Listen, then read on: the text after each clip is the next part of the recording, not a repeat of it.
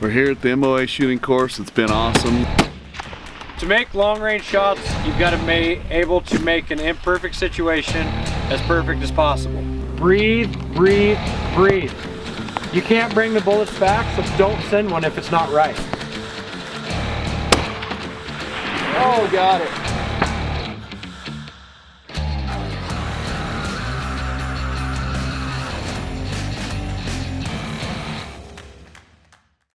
We're here in Ridgeland, Oregon.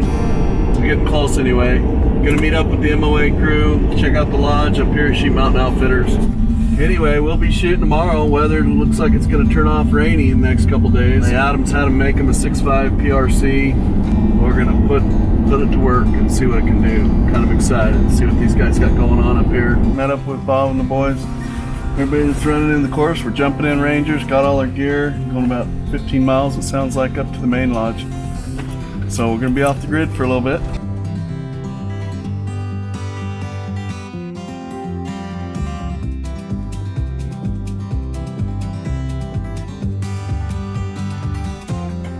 It's almost like a hunting camp scenario. They got a great lodge there.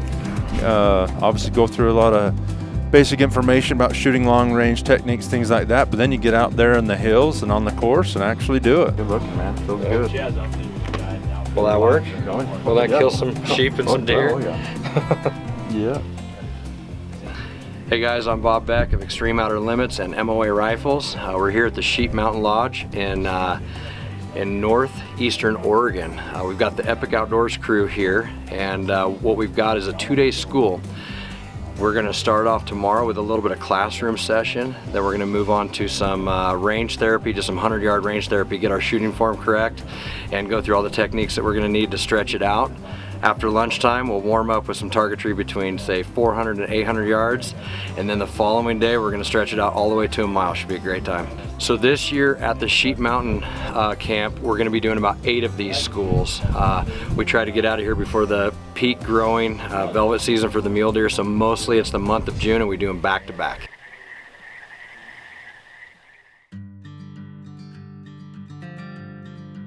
What the goal here of this class is to get everybody on the same page as far as realistic hunting expectation or extending your maximum effective range. So our goal is consistency, knock out any bad habits, and or show everybody the proper way to do it. Let's get an understanding of what ballistic coefficient is, because even as smart as we're getting about long range shooting, there's still a lot of guys that don't know what it means. They just know that it's good, right? The higher the BC, the more efficient the bullet is, the bullet's ability to retain velocity. Scroll down to ballistics, hit enter. Go ahead and scroll that to where it says 1.80 inches. Right twist at a 1:8 ratio. For every 8 inches of the barrel, that bullet is making 1 revolution. Over distance, it's going to slow down and it's going to start tracking to the right because the rifling in the barrel is cut at a right twist. Whether it's your shooting form, your breathing control, your trigger press, possibly your ammunition not being trajectory validated appropriately, or canting the rifle, okay? It's all going to be detrimental the further out you go, right? And our goal is to extend our effective range. We've compass calibrated them. We understand direction of fire, wind. I have this in my pack all the time. As a beginner getting into this, you're going to have some sort of wind reference. Literally, you're going to have it. You got elevation turret on the top, windage on the right.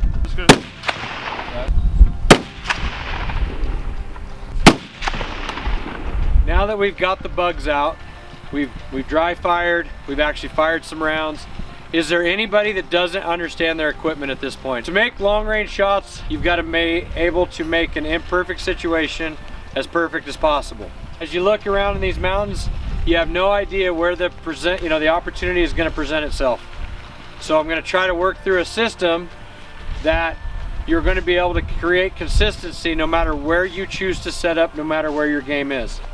So we want you to get behind your rifle. Find your sweet spot there. when you have the most ground pressure as possible and you're off of your toes and you're in line behind your rifle, that's the 3 steps that need to happen in the prone position in regards to your body. Moving in behind that gun forces that neck to get a little bit more tension on it. But we don't want to get so high that we're lifting our chest up off the ground, because that's going to lose our foundation. So we got to find that happy medium of where there's not total discomfort in the neck, but we're still low enough to the ground to get centered. Good. Much better control there. We're here at the MOA shooting course. It's been awesome. This morning we spent all morning just learning the equipment, the Kestrel, talked about optics, talked about bullet performance, all kinds of different things. Ballistic coefficients, why is that important? Just all kinds of stuff. And so it's been a great course so far. We only spent here a half a day and probably been worth it already, just, you know, full admission for what we've learned. So anyway, we've shot at 100 yards, getting everybody zeroed in, learned technique, trigger pull, how you hold it, just more equipment stuff as far as the rests and whatnot. So it's awesome. We're gonna have some lunch and then we're gonna go back to it. I want to group on that upper right, and then that'll get us back in the swing.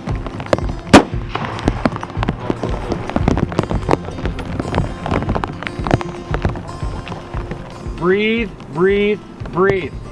You can't bring the bullets back, so don't send one if it's not right.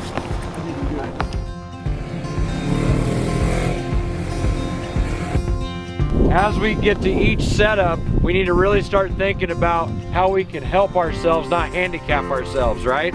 First thing we could do is go ahead and set our yardage. If we know what our yardage is, 389 is what I ranged it at. So I would run my yardage down to 389. We press capture one time, give it just a second, push the capture button again to lock that in. Which way is our wind coming from?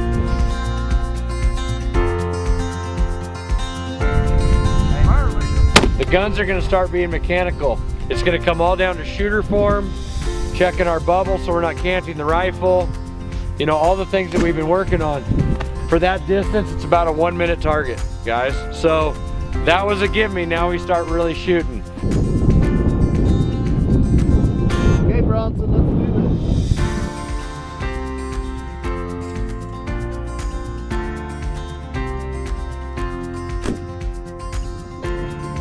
Leroy, you're going to need to add a little wind too.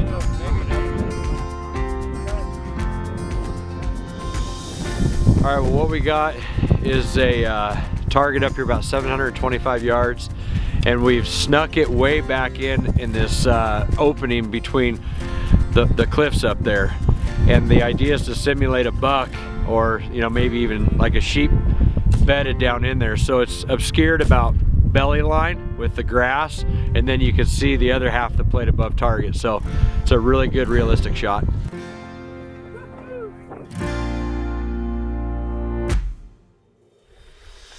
Okay, Bronson, I'm ready when you are. I think it's 670s, guys. Let me check. Okay. 678. Oh, got it.